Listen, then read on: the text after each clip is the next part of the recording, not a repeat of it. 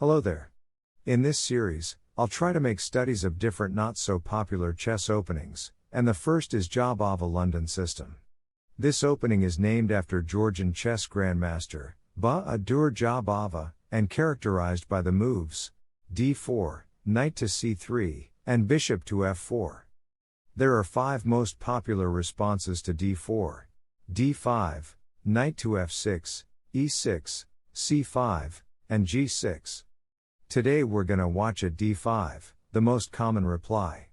We begin with line which consists of the most popular moves, according to Lichess database. d4, d5, knight to c3, knight to f6, and bishop to f4. This is a common structure for Jobava London system. Here, black usually plays e6, and we play knight to b5. Now our knight and bishop are attacking pawn on c7, creating potential for a fork. There are 3 ways for black to protect themselves from this trap: knight to a6, bishop to d6 and bishop to b4 check. We'll return to sidelines later, but for now black plays knight to a6. We play pawn to e3, which is another typical move. Black replies with pawn to c6, to kick out our knight, and we put it back to c3. Then bishop to d6, we take it, black takes it back with queen. There are no good squares where to put our light square bishop, so we trade it for knight, and damage black's pawn structure. Then we develop our knight to f3, black castles, and we play knight to a4 with intention to put it to a nice outpost on c5. Black usually sees it, and plays knight to d7, blocking c5, and then we castle. Then black plays c5 or e5 to break into the center, usually at c5. We reply with c4, black takes d-pawn, and we take it back with our queen.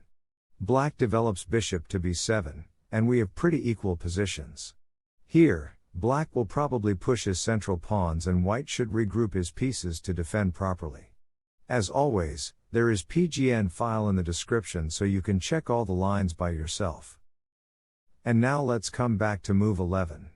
If black plays e5 instead of c5, we take it with d-pawn, initiating a few exchanges. Then queen to d4, offering a favorable trade. Black will probably play queen to g5, with idea of moving bishop to h3.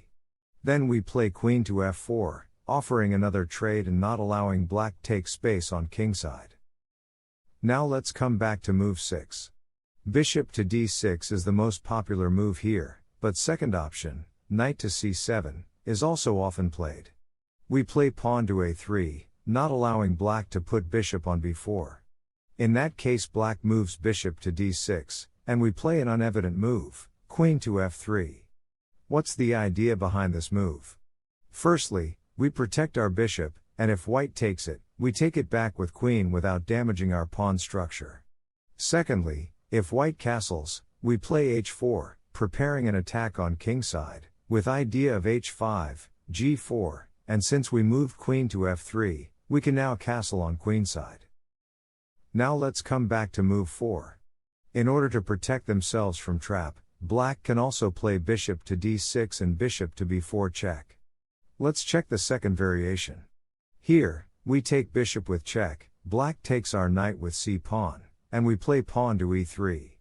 Here, black may castle, play knight to c6, or queen to b6. I will not submerge into deep analysis of each variation because it'll take much of your and my time, but the main developing moves are knight to f3 or e2, bishop to d3 or e2, pawn to c3 and castle. The third variation, which is bishop to b4 check, is quite rare. Here, we play pawn to c3, and black puts his bishop to a5, protecting the c7 square. Later we can play knight to f3, bishop to d3 or e2, retreat other knight to a3, and so on. Now let's come back to move 3. Another popular choice for black here is bishop to f5. We play pawn to e3, black will probably play pawn to e6, then we play bishop to d3. Usually black takes the bishop, and we take it back either with queen, or c-pawn, and each option leads to a different development, so it's up to you to choose. If black doesn't capture bishop, but instead decides to retreat it to g6, we play knight to f3, then black usually plays bishop to d6. We trade light square bishops and play queen to d3. Black usually trades black square bishops as well.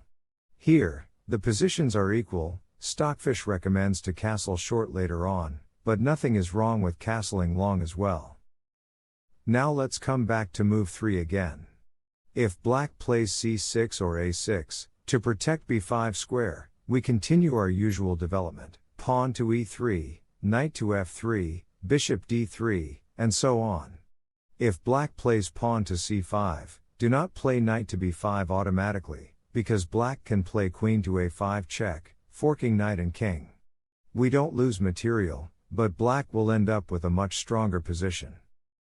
Now let's come back to move 2.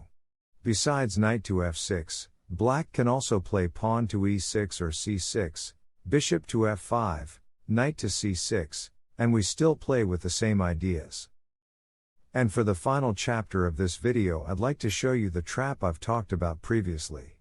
If black plays knight to c6 on move 3, we play knight to b5, and now black can't protect c7 square. The only good move for black here is pawn to e5, we take it with bishop. Black takes our bishop, and we capture the knight on e5, attacking knight on f6.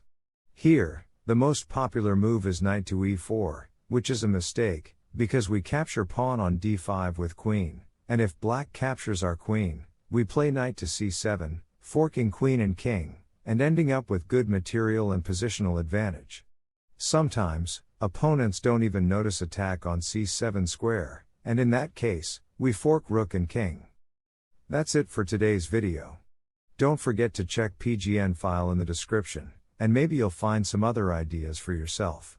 Also, I need to add that this format is more difficult than videos with traps and reviews of the games, so let me know what you think in the comments below, and see you in the next video.